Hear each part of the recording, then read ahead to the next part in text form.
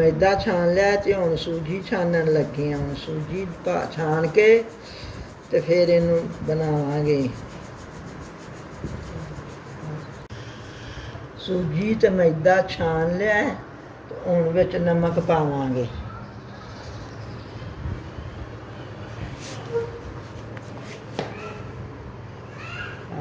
हुण धुप्पे सुट गया इत्थे तो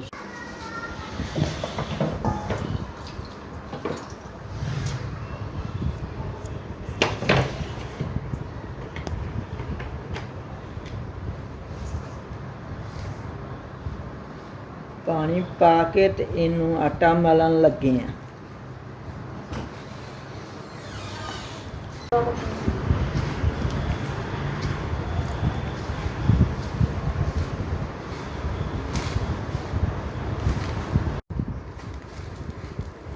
सफाई का खास ख्याल रखना है।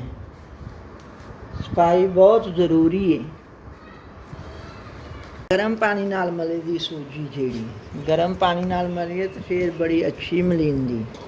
आटा मलिया गया है ते हुण सेवियां वट्टन लगे हाँ। खास मशहूर तोहफा पिंडां दा आटा मलिया गया है ते हुण सेवियां वट्टन लगे हाँ। खास तोहफा पिंडां दा। छोटे छोटे पेड़े बना के ते रख लईदे ने पहलों।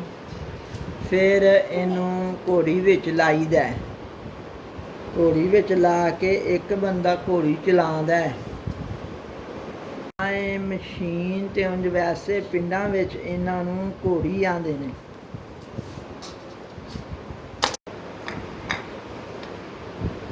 बिस्मिल्लाह।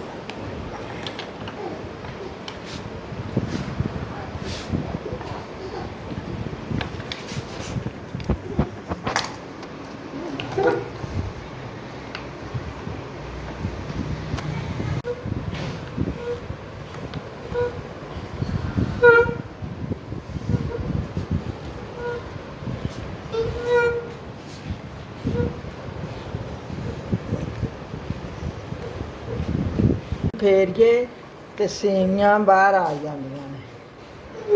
फिर सेवियां नूं इह कट के ते धुप्पे पाईदा।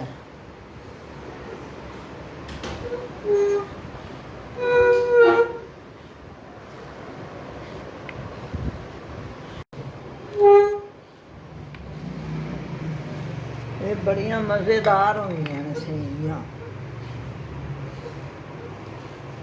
तो बनादा ही कोई नहीं।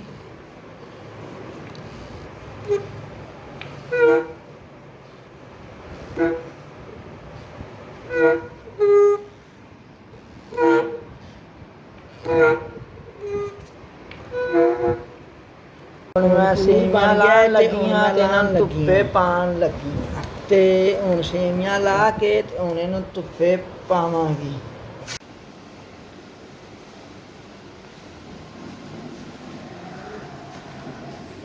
हुण इन्हां नूं धुप्पे पा दित्ता है।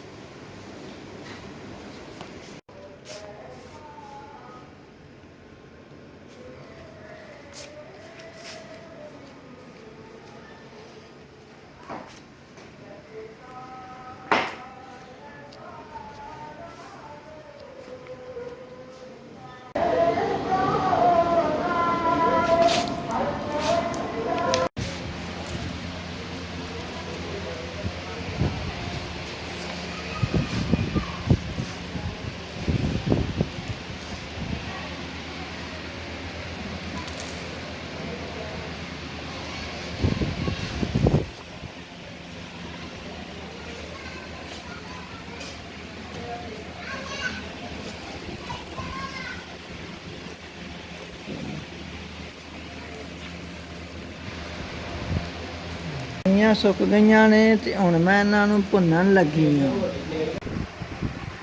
देखण ते वेखो किड्डियां सोहणियां लगदियां ने। एडियां मज़े वालियां ने। बिस्मिल्लाह रहमान रहीम। ते ए लो कढ़ाई चढ़ गई है चुल्हे ते। हुण सेवियां भुन्नण लगी हां। मेरियां सेवियां ब्राउन हो चुकियां ने। ਹੁਣ ਬਰਾਉਨ ਹੋਣ ਤੋਂ ਬਾਅਦ ਫਿਰ ਇਹਨਾਂ ਨੂੰ ਪਕਾਉਣਾ ਵੀ ਸਹੀ ਫੁੱਲ ਬਰਾਉਨ ਕਰਨੀ ਹੈ। ਪਹਿਲਾਂ ਮੈਂ ਹੁਣ ਉੱਤੇ ਦੁੱਧ ਰੱਖਣ ਲੱਗੀ ਹਾਂ ਚੁੱਲ੍ਹੇ 'ਤੇ। ਕਿਵੇਂ ਸੇਵੀਆਂ ਦੁੱਧ ਗਰਮ ਹੋ ਗਿਆ ਤੇ ਹੁਣ ਚੀਨੀ ਪਾਉਣ ਲੱਗੀ ਹਾਂ।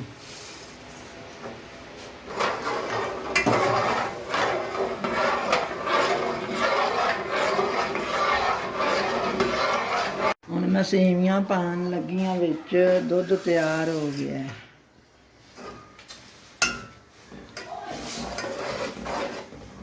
ਹੁਣ ਅੱਗ ਹਲਕੀ ਕਰ ਦੇਣੀ।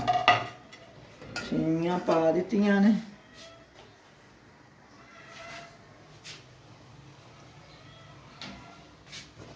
ਅੱਗ ਹਲਕੀ ਕਰ ਦੇਣੀ।